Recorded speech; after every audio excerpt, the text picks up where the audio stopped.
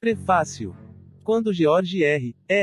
Martin me perguntou se eu estaria disposto a contribuir com uma narrativa para mulheres perigosas, fiquei extasiado. George, que é mais conhecido por seus livros de Westeros, também é um excelente editor, e já reuniu muitas antologias. As mais recentes, de cunho temático, com Gardner Dozois, se tornaram algo como o Who's Who, no mundo da fantasia e da ficção científica. Foi uma verdadeira honra ter sido convidado. Assim que ele me disse que o tema seria Mulheres Perigosas, pensei a princípio em Perfect State, outra de minhas novelas. Eu tinha um rascunho bem grosseiro já feito, mas ainda não havia enviado para publicação. Encaminhei, então, para George e Gardner, mas eles acharam que não se encaixava o suficiente no tema, e perguntaram se eu tinha alguma outra coisa. Eu não tinha, não ainda, mas algo, que havia acontecido recentemente, havia plantado uma semente em minha mente. Eu estava envolvido em algum trabalho sobre genealogia, e me deparei com o nome de uma mulher puritana chamada Silence. Isso me intrigou. Quem daria o nome, Silence, para sua filha, e por qual razão? Charity eu posso entender. Faith faz todo o sentido. Mas Silence, talvez ela estivesse atrasada na ordem de nascimento, e seus pais realmente esperavam dormir as noites desta vez. De qualquer forma, o nome ficou em mim. Eu tinha a ideia de Trenode, um mundo Cosmere para onde um grupo de peregrinos fugiu vindo do velho mundo por ter sido invadido por um terrível mal há muito tempo. Na verdade, esse era um mundo Cosmere muito antigo, rascunhado em algum momento entre 1999 e 2000. Embora o nome não tenha sido atribuído a ele até que Isaac deu uma sugestão ao ler esta novela. Ter um nome puritano intrigante e um mundo inspirado na história americana primitiva parecia uma combinação perfeita, mas então eu tive que me perguntar, como Silence seria perigosa. Eu estava preocupado que a antologia fosse ser recheada de mulheres ou na veia de Femme Fatal, ou na ideia de eu uso roupa de couro preto e chuto traseiros de demônios. Muitas vezes eu senti que nós, na fantasia, às vezes, fazemos um trabalho pobre de representar pessoas, tanto homens quanto mulheres, que são poderosas e capazes de outras coisas além de sua capacidade de lutar. Sim, dar uma espada a uma mulher é uma maneira de torná-la perigosa, mas eu resisto à ideia de forçá-la a entrar em um domínio tradicionalmente dominado por homens, como combate frente a frente, para transformar a personagem feminina em uma mulher poderosa. O mundo estava quase formado, principalmente na minha cabeça, embora ao longo dos anos eu tenha acrescentado a ideia de sombras por várias razões. Uma foi para mostrar algumas dicas a respeito da vida após a morte em Cosmere, e outra veio durante minha pesquisa inicial para o Stormlight Archive, quando li muito sobre a vida e a filosofia hebraica clássica. A ideia original para Trenode era fazer um sistema de regras mágicas com suas raízes na lei de Moisés e na tradição judaica. Não misturar carne com leite, não acender chamas após o cair da noite no sábado, etc. Muitas dessas regras se transformaram ao longo dos anos, deixando suas raízes para trás da mesma forma que o sistema mágico Stormlight deixou para trás suas raízes nas forças fundamentais da física. Mas você ainda pode perceber dicas da influência disso no tom e no cenário desta história. A intersecção destas ideias geraram esta novela, que logo se tornou uma das minhas favoritas de Cosmere. Espero que gostem. E não, para aqueles que procuram, Royd não aparece. Infelizmente, ele precisava estar em algum outro lugar na linha do tempo neste momento. Brandon Sanderson. Prólogo. Aquele em quem você tem que ficar de olho é Raposa Branca, alertou Dagon, tomando sua cerveja. Dizem que ele apertou a mão do próprio mal, que visitou o mundo caído e retornou com estranhos poderes. Ele consegue acender fogo mesmo nas noites mais profundas, e nenhuma sombra ousa ir buscar sua alma. Sim, Raposa Branca. O desgraçado mais malvado da área, sem dúvida. Reze para que ele não coloque os olhos sobre você, meu amigo. Se colocar, você estará morto. O companheiro de mesa de Dagon tinha um pescoço parecido com uma garrafa de vinho fina e uma cabeça como uma batata enfiada de lado no alto. Ele guinchava ao falar, com sotaque de Lastport, a voz ecoando no beiral do salão da pousada. Por quê? Porque ele colocaria os olhos em mim. Isso depende, amigo, respondeu Dagon, olhando ao redor enquanto alguns mercadores vestidos com exagero entravam caminhando despreocupadamente. Usavam casacos pretos, rendas engomadas se projetando à frente, e os chapéus de copa alta e aba larga do povo do forte. Eles não durariam 2 semanas ali, nas florestas. Depende, retrucou o companheiro de jantar de Dagon. Depende do quê? De muitas coisas, amigo. O Raposa Branca é um caçador de recompensas, você sabe. Quais crimes você cometeu? O que fez? Nada, respondeu. O guincho era como uma roda enferrujada. Nada. Os homens não vêm para as florestas para fazer nada, amigo. O companheiro dele olhou para os dois lados. Ele dissera que seu nome era Sincero. Mas Dagon dissera que o seu era Amizade. Nomes não significavam muita coisa nas florestas. Ou talvez significassem tudo. Pelo menos, os certos. Sincero recostou, encolhendo aquele pescoço de vara de pescar, como se tentasse desaparecer dentro da cerveja. Ele tinha engolido. As pessoas gostavam de ouvir sobre o Raposa Branca, e Dagon se considerava um especialista. Pelo menos, era especialista em contar histórias para fazer homens sujos como Sincero pagar suas bebidas. Vou dar a ele algum tempo para fermentar, pensou Dagon, sorrindo para si mesmo. Deixe ele se preocupar. Sincero logo lhe pediria mais informações. Enquanto esperava, Dagon recostou, avaliando o salão. Os mercadores estavam criando confusão, pedindo comida, dizendo que deveriam estar a caminho em 1 hora. Isso provava que eram idiotas. Viajar à noite nas florestas? Bons fazendeiros fariam isso. Mas homens como aqueles, provavelmente levariam menos de 1 hora para violar uma das regras simples e atrair as sombras para eles. Dagon tirou os idiotas da cabeça. Já aquele sujeito no canto, vestido todo de marrom, ainda de chapéu apesar de estar em local fechado. Aquele sujeito parecia realmente perigoso. Fico imaginando se é ele, pensou Dagon. Pelo que sabia, ninguém tinha visto o Raposa Branca e vivido 10 anos, mais de 100 recompensas recebidas. Com certeza alguém sabia seu nome. Afinal, as autoridades nos fortes pagavam as recompensas a ele. A dona da pousada, Madame Silêncio, passou pela mesa e depositou a refeição de Dagon com uma batida sem cerimônia. Franzindo o senho, ela completou sua cerveja, derramando um pouco de espuma na mão dele antes de seguir em frente, mancando. Ela era uma mulher corpulenta. Dura. Todos nas florestas eram duros. Pelo menos, aqueles que sobreviviam. Ele tinha aprendido que um senho franzido de silêncio era apenas seu jeito de dizer olá. Ela lhe dera uma porção extra de servo, fazia isso com frequência. Gostava de pensar que ela tinha simpatia por ele. Talvez um dia. Não seja idiota, pensou consigo mesmo, enquanto atacava a comida coberta de molho. Melhor se casar com uma pedra que com Silêncio Montane. Uma pedra demonstrava mais afeto. É bem provável que lhe dera a fatia a mais por ter reconhecido o valor de um freguês habitual. Ultimamente cada vez menos gente ia para lá. Sombras demais. E havia Chesterton. Uma coisa feia, aquilo. Então, ele é um caçador de recompensas, esse Raposa? Perguntou o homem que chamava a si mesmo de Sincero e parecia estar suando. Dagon sorriu, fora fisgado direitinho, aquele. Ele não é apenas um caçador de recompensas. Ele é o caçador de recompensas. Mas o Raposa Branca não vai atrás dos pequenos. E sem querer ofender, amigo, você parece bastante pequeno. O amigo ficou mais nervoso. O que ele tinha feito? Mas, começou a gaguejar o homem, ele não iria atrás de mim. A HN, supondo que eu tivesse feito alguma coisa, claro. Seja como for, ele não entraria aqui, não é mesmo? Quero dizer, a pousada de Madame Silêncio, ela é protegida. Todo mundo sabe disso. A sombra de seu marido morto vive por aqui. Eu tinha um amigo que a viu, tinha mesmo. O Raposa Branca não teme sombras, disse Dagon, se inclinando para a frente.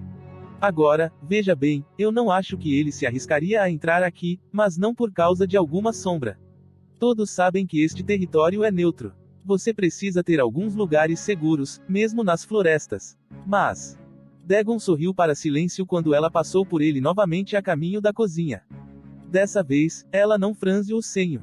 Ele estava vencendo as barreiras dela. Mas, guinchou Sincero. Bem, continuou Dagon, eu poderia lhe contar algumas coisas sobre como o Raposa Branca pega os homens, mas veja, minha cerveja está quase vazia. Uma vergonha. Acho que você estaria muito interessado em como o Raposa Branca apanhou o pacificador Hampshire. Uma grande história, essa. Sincero guinchou para que Silêncio trouxesse outra cerveja, embora ela tivesse entrado na cozinha sem ouvir. Dagon franze o senho, mas Sincero colocou uma moeda na lateral da mesa, indicando que gostaria de outra dose quando Silêncio ou a filha voltassem. Isso bastaria. Dagon sorriu consigo mesmo e começou a contar a história. 1. Silêncio Montane fechou a porta para o salão, depois se virou e colou as costas nela. Tentou desacelerar seu coração disparado respirando. Será que tinha dado algum sinal óbvio? Será que eles sabiam que os reconhecera? William passou, limpando as mãos num pano. Mãe? Perguntou a jovem, fazendo uma pausa. Mãe, você está? Pegue o livro. Rápido, criança. O rosto de William ficou pálido, depois ela correu para a despensa nos fundos. Silêncio agarrou o avental para tentar se acalmar, em seguida se juntou a William enquanto a garota saiu da despensa com uma bolsa de couro grossa. Farinha branca cobria capa e lombada por causa do esconderijo. Silêncio pegou a bolsa e a abriu no balcão alto da cozinha, revelando uma coleção de papéis soltos. A maioria tinha desenhos de rostos. Enquanto Silêncio folheava as páginas, William foi espiar o salão pela vigia. Por alguns momentos, o único som a acompanhar o coração acelerado de Silêncio foi o das páginas sendo viradas apressadamente. É o homem com o pescoço comprido, não é? Quis saber William. Eu me lembro do rosto dele de um dos avisos de recompensa. Esse é apenas Lamento Vinebari, um ladrãozinho de cavalos. Ele mal vale 2 medidas de prata. Quem, então? O homem nos fundos, de chapéu. Silêncio balançou a cabeça, encontrando uma sequência de páginas no final da pilha. Estudou os desenhos. Deus além, ela pensou. Não consigo decidir se quero que sejam eles ou não. Pelo menos, suas mãos tinham parado de tremer. William voltou rapidamente e esticou o pescoço sobre o ombro de Silêncio. Aos 14 anos, a garota já era mais alta que a mãe. Uma bela coisa pela qual sofrer, uma filha mais alta que você. Embora William resmungasse de ser desajeitada e comprida, sua constituição esguia antecipava uma beleza futura. Ela puxou ao pai. Ah, Deus além, disse William, levando a mão à boca. Quer dizer, Chesterton divide, falou Silêncio. A forma do queixo, a expressão nos olhos. Eram iguais. Ele caiu bem nas nossas mãos, com 4 de seus homens. A recompensa pelos 5 seria suficiente para pagar sua necessidade de suprimentos por 1 ano.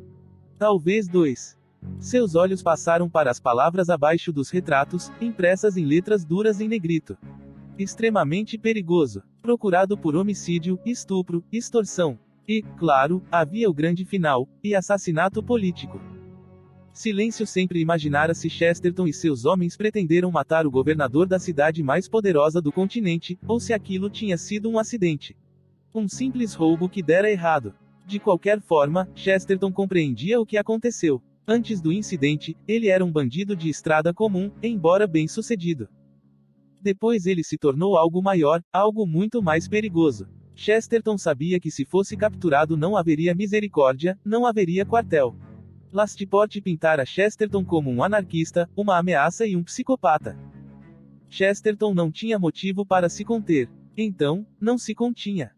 Ah, Deus além, pensou Silêncio, olhando para a continuação de sua relação de crimes na página seguinte. Ao lado dela, William sussurrava as palavras para si mesma. Ele está lá fora. Onde? Os mercadores, respondeu Silêncio. O quê?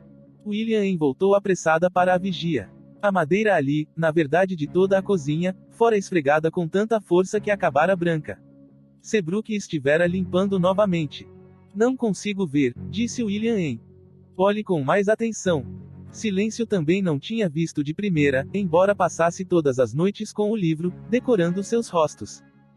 Algum tempo depois, William engasgou, levando a mão à boca. Isso parece muito tolo da parte dele. Porque está à vista assim, mesmo disfarçado. Todos irão se lembrar apenas de mais um bando de mercadores idiotas do forte que acharam que podiam enfrentar as florestas. É um disfarce inteligente. Quando desaparecerem das trilhas em alguns dias, todos irão supor, caso alguém se preocupe em supor, que as sombras os pegaram. Ademais, desse modo Chesterton pode viajar rápida e abertamente, visitando pousadas e ouvindo informações. Seria assim que Chesterton descobria bons alvos para atacar. Será que tinha passado antes por sua pousada? A ideia revirou seu estômago. Ela alimentara criminosos muitas vezes, alguns eram clientes regulares. Todo homem nas florestas provavelmente era um criminoso, no mínimo por ignorar os impostos cobrados pelo povo do forte. Chesterton e seus homens eram diferentes. Ela não precisava da lista de crimes para saber o que eram capazes de fazer. Onde está Seabrook? Perguntou Silêncio.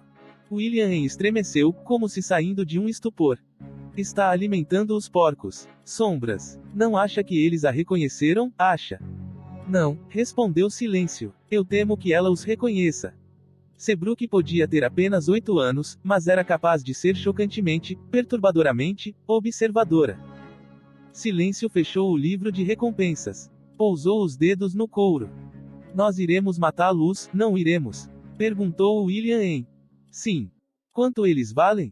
Algumas vezes, criança, a questão não é quanto um homem vale. Silêncio ouviu a pequena mentira em sua voz. Os tempos estavam cada vez mais difíceis com o preço da prata de Bastion Hill e Lastport em alta. Algumas vezes não era quanto um homem valia. Mas esta não era uma dessas vezes. Vou pegar o veneno, retrucou William, deixando a vigia e cruzando o aposento. Algo leve, criança, alertou Silêncio. Esses são homens perigosos. Notarão se as coisas estiverem fora do comum. Não sou idiota, mãe, disse William secamente. Vou usar fenoide. Eles não sentiram o gosto na cerveja. Meia dose. Não quero que desmaiem na mesa. William anuiu, entrando no antigo depósito, onde fechou a porta e começou a levantar tábuas do piso para chegar aos venenos. Fenoide deixaria os homens com as cabeças turvas e tontos, mas não os mataria. Silêncio não ousava arriscar algo mais mortal. Se um dia desconfiassem de sua pousada, sua carreira, e até sua vida, teria um fim. Ela precisava continuar sendo, nas mentes dos viajantes, a estalajadeira ranzinza, mas justa, que não fazia perguntas demais. Sua pousada era um lugar visto como seguro, mesmo para os piores criminosos. Ela ia para a cama toda noite com o coração tomado por medo de que alguém se desse conta do suspeito número de alvos da raposa branca que tinha estado na pousada de Silêncio nos dias anteriores à sua derrocada. Ela entrou na despensa para guardar o livro de recompensas. Também ali as paredes foram esfregadas, as prateleiras, areadas e limpas. Aquela criança. Quem tinha ouvido falar de uma criança que preferia limpar a brincar? Claro, considerando aquilo pelo que Seabrook passara. Silêncio não se conteve em esticar a mão até a prateleira de cima para sentir a besta que mantinha ali. Pontas de seta de prata. Ela a mantinha ali por causa das sombras, e ainda não a virara na direção de um homem. Era perigoso demais derramar sangue nas florestas. Ainda assim, era reconfortante saber que, numa verdadeira emergência, ela tinha a arma à mão. Livro de recompensas guardado, ela foi ver Seabrook. A criança de fato estava cuidando dos porcos. Silêncio gostava de ter um rebanho saudável, embora não, claro, para comer. Dizia-se que os porcos afastavam as sombras. Ela usava todas as ferramentas que podia para fazer a pousada parecer mais segura. Seabrook estava ajoelhada dentro da pocilga. A menina baixa tinha pele escura e compridos cabelos pretos. Ninguém a teria considerado filha de Silêncio, mesmo não conhecendo a infeliz história de Seabrook. A criança cantarolava para si mesma, esfregando a parede do cercado. Criança, chamou Silêncio. Seabrook se virou para ela e sorriu. Quanta diferença um ano podia fazer. Um dia, Silêncio teria jurado que aquela criança nunca mais sorriria novamente. Seabrook passara seus primeiros 3 meses na pousada olhando para as paredes. Não importava onde Silêncio a colocasse, a criança se mudava para a parede mais próxima, sentava e a olhava o dia inteiro. Sem nunca dizer uma palavra. Olhos mortos como os de uma sombra. Tia Silêncio? Perguntou Seabrook. Está bem? Estou bem, criança. Apenas atormentada por lembranças. Você está limpando a pocilga agora? As paredes precisam de uma boa escovada, respondeu Seabrook. Os porcos gostam que ela esteja limpa. Bem, Jaron e Ezequiel preferem assim. Os outros parecem não se importar. Você não precisa limpar tanto, criança. Eu gosto de fazer isso, confessou Seabrook. É bom, é algo que posso fazer. Para ajudar. Bem, era melhor limpar as paredes que olhar para elas o dia todo com olhos vazios.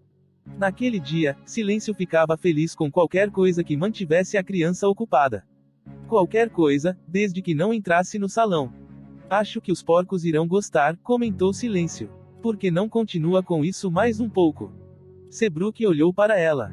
O que há de errado? Sombras. Ela era muito observadora. Há alguns homens com linguajar grosseiro no salão, respondeu Silêncio. Não quero que ouça seus xingamentos. Não sou uma criança, tia Silêncio. Sim, você é, disse Silêncio com firmeza.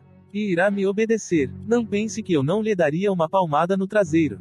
Seabrook revirou os olhos, mas voltou ao trabalho e recomeçou a cantarolar. Silêncio adotava um pouco do jeito da avó quando falava com Seabrook. A criança reagia bem à firmeza. Parecia ansiar por isso, talvez como símbolo de que havia alguém no comando. Silêncio desejava estar no comando. Mas ela era uma Force Scout, o sobrenome adotado por seus avós e os outros que foram os primeiros a deixar terra natal e explorar aquele continente.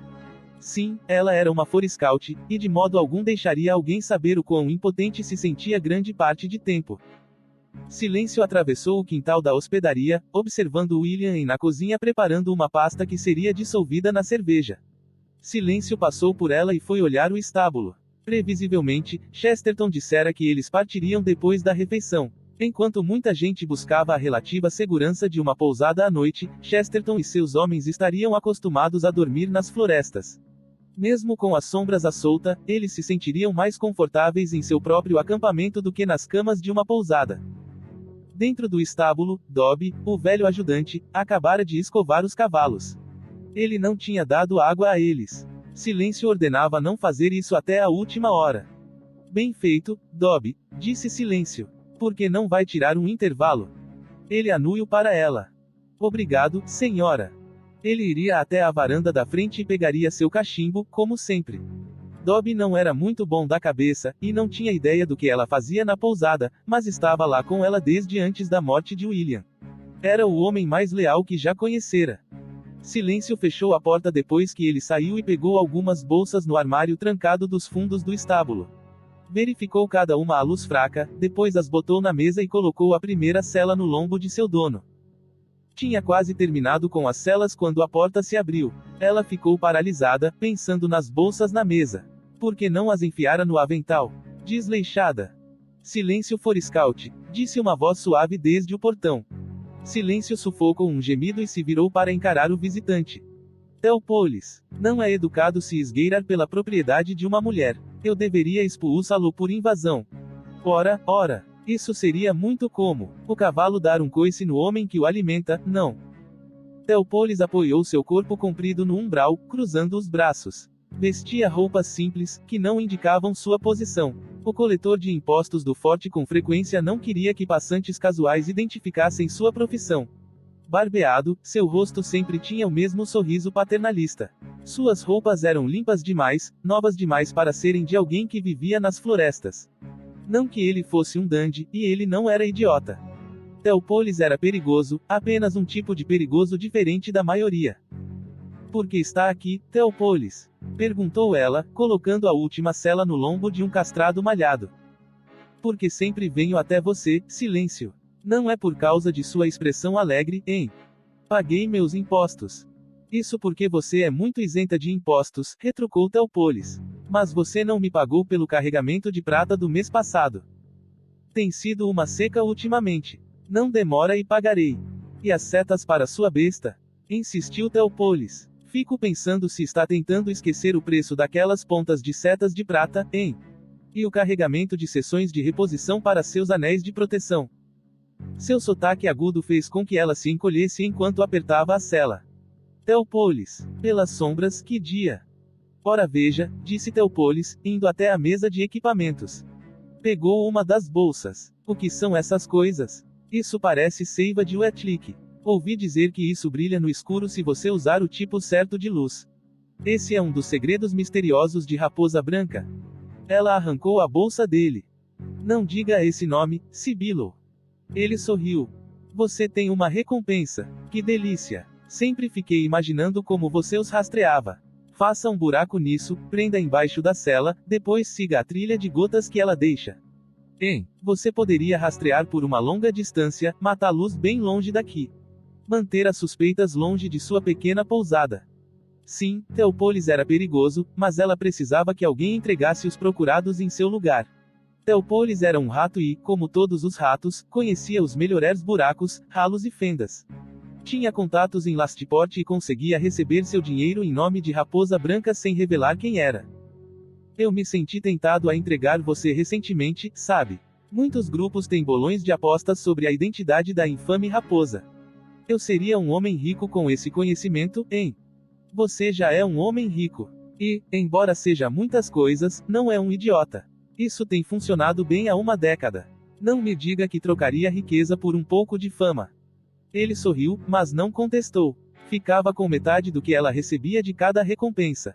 Era um belo acordo para Teópolis. Nenhum risco, motivo pelo qual ela sabia que ele gostava. Era um funcionário público, não um caçador de recompensas. A única vez que o vira matar, o homem que ele assassinara não podia reagir. Você me conhece bem demais, silêncio, comentou Teópolis com um riso. Realmente, bem demais. Ora, uma recompensa. Fico pensando em quem é. Vou ter de dar uma olhada no salão. Você não vai fazer nada disso. Pelas sombras. Você acha que o rosto de um coletor de impostos não vai afugentar a luz? Não entre lá e estrague tudo. Paz, silêncio, falou, ainda sorrindo. Eu sigo as suas regras. Tomo cuidado de não aparecer aqui com muita frequência e faço com que não desconfiem de vocês. De qualquer forma, eu não poderia ficar hoje, só vim para lhe fazer uma oferta. Só que agora você provavelmente não precisa. Ah, que pena. Depois de todos os problemas que tive por sua causa, hein? Ela sentiu um frio. Que ajuda você poderia me dar? Ele tirou uma folha de papel da bolsa, depois a desdobrou com dedos compridos demais. Ia erguê-la, mas ela a tomou. O que é isso? Um modo de livrar lá de sua dívida, silêncio. Um modo de poupa lá de ter de se preocupar novamente. O papel era uma ordem de confisco, uma autorização para que os credores de silêncio, Teópolis, tomassem sua propriedade como pagamento. Os fortes tinham jurisdição sobre as estradas e as terras de ambos os lados. Eles enviavam soldados para patrulhá-las. Eventualmente. Pegue isso de volta, Teópolis, falou com desprezo. Você certamente é um idiota. Você abriria mão de tudo o que temos pela ganância de um pedaço de terra.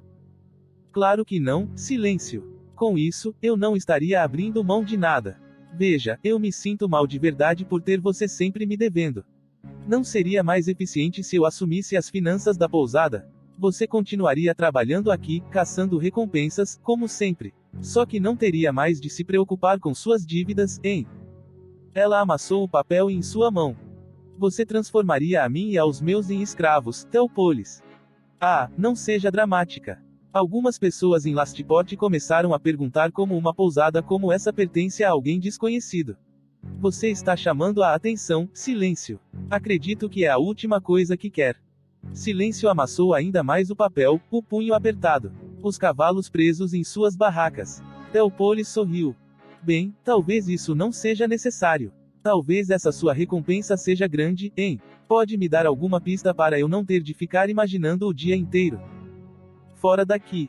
Querida, silêncio. Sangue for scout, teimosa até o último suspiro. Dizem que os seus avós foram os primeiros de todos. As primeiras pessoas pioneiras neste continente, as primeiras a ocupar as florestas. As primeiras a reivindicar o próprio inferno. Não chame as florestas disso. Este é meu lar. Mas é como os homens viam esta terra antes do mal. Isso não a deixa curiosa. Inferno, terra dos condenados, onde as sombras dos mortos criaram seu lar. Eu fico pensando, há mesmo uma sombra de seu marido falecido protegendo este lugar ou esta é apenas outra história que você conta às pessoas? Para fazer com que se sintam seguras, hein? Você gasta uma fortuna em prata. Isso oferece a verdadeira proteção, e nunca consegui encontrar um registro de seu casamento. Claro, se não houve nenhum, isso faria da querida William em uma. Fora. Ele sorriu de novo, mas fez um gesto com o chapéu na direção dela e saiu. Ela o ouviu sentar na cela, depois sair cavalgando. A noite logo iria chegar, seria demais esperar que as sombras pegassem Teópolis. Fazia tempo que ela desconfiava de que ele tinha um esconderijo em algum lugar próximo, talvez uma caverna, que mantinha cheia de prata. Inspirou e expirou, tentando se acalmar. Teópolis era frustrante, mas não sabia tudo. Ela se obrigou a voltar suas atenções para os cavalos e pegou um balde de água. Jogou dentro dele o conteúdo das bolsas e depois deu uma boa dose aos cavalos, que beberam, sequiosos. Teópolis indicara que bolsas que pingassem seiva seriam muito fáceis de ver. O que aconteceria quando seus procurados retirassem as celas à noite e descobrissem as bolsas de seiva? Saberiam que alguém estava indo atrás deles. Não, ela precisava de algo menos evidente. Como vou dar um jeito nisso? Sussurrou ela enquanto um cavalo bebia do balde. Pelas sombras. Eles estão me apertando por todos os lados. Matar Teopolis. Isso era o que vovó teria feito. Ela pensou nisso. Não, pensou, eu não vou me tornar isso. Não vou me tornar ela. Teopolis era um valentão e um pilantra, mas não violara lei alguma, nem causara qualquer mal diretamente a alguém, pelo que ela sabia. Tinha de haver regras, mesmo ali. Tinha de haver limites. Talvez, nesse sentido, ela não fosse tão diferente do povo do forte. Encontraria outro modo. Teopolis só tinha uma ordem de confisco, ele tivera de lhe mostrar. Isso significava que tinha 1 ou 2 dias para conseguir o dinheiro.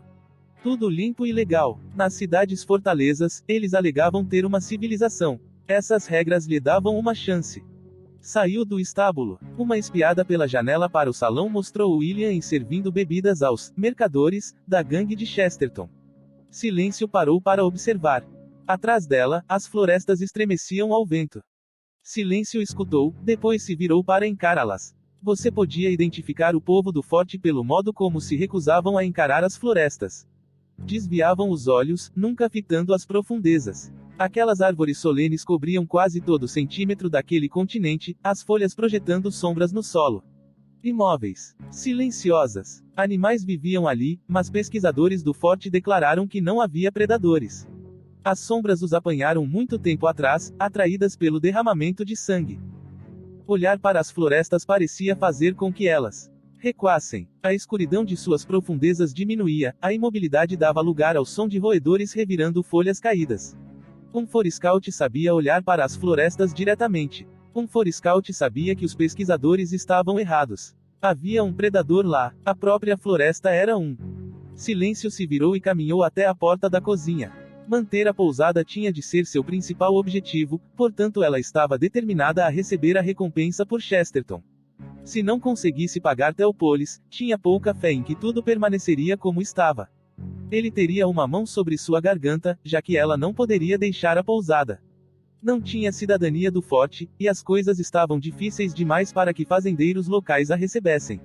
Não, ela teria de ficar e cuidar da pousada para Teopolis, e ele a sugaria, tomando percentagens cada vez maiores das recompensas.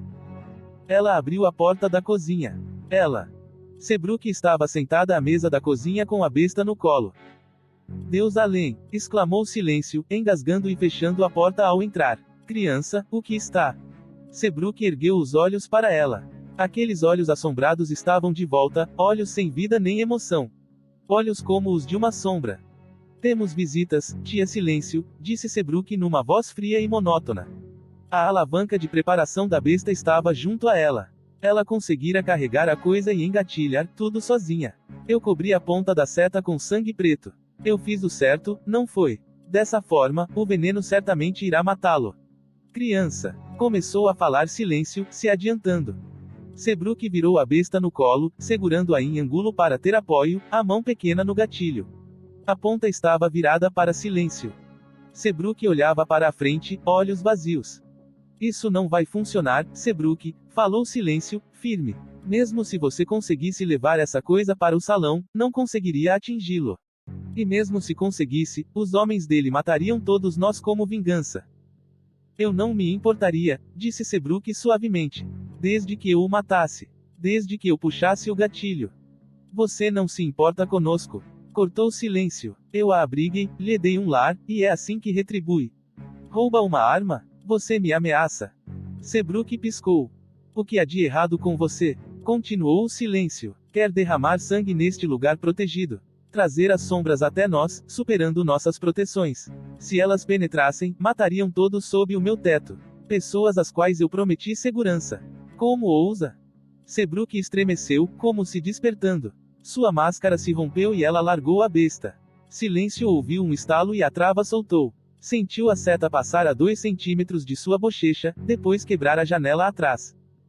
Pelas sombras. Será que a seta raspara Silêncio? Será que Seabrook tinha derramado sangue? Silêncio ergueu uma mão trêmula, mas não sentiu sangue. A seta não a atingira. No instante seguinte, Seabrook estava nos seus braços, soluçando. Silêncio se ajoelhou, abraçando a criança. Calma, querida. Está tudo bem. Está tudo bem. Eu ouvi tudo, sussurrou Seabrook. Mamãe não gritou. Ela sabia que eu estava lá. Ela foi forte, tia Silêncio. Foi assim que eu pude ser forte, mesmo quando o sangue correu.